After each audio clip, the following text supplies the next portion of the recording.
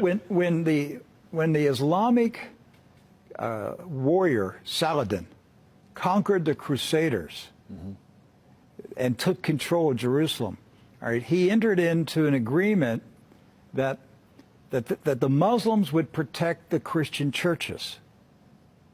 And so he appointed two Muslim families. Both of these families have been in Jerusalem for, close to 1,000 years.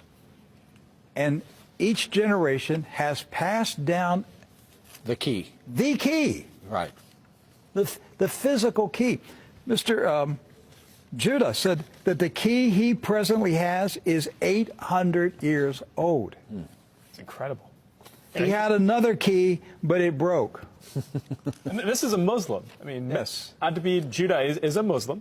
And he said it's a great honor for a Muslim to hold the key to the Church of the Holy Sepulchre, which is the most important church in Christendom.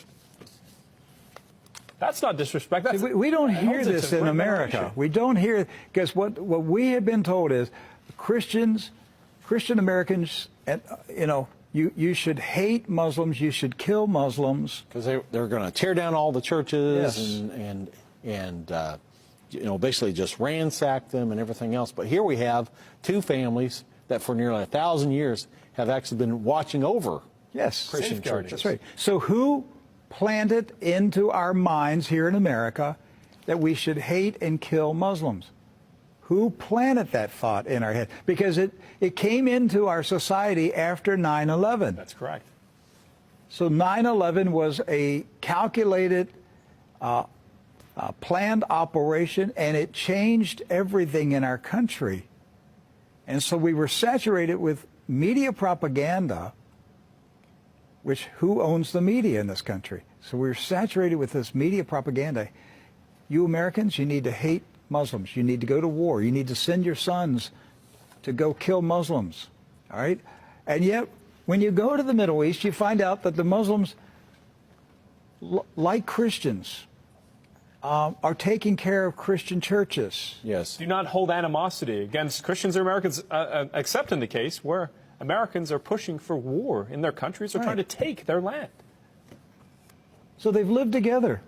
They've lived together for centuries and centuries.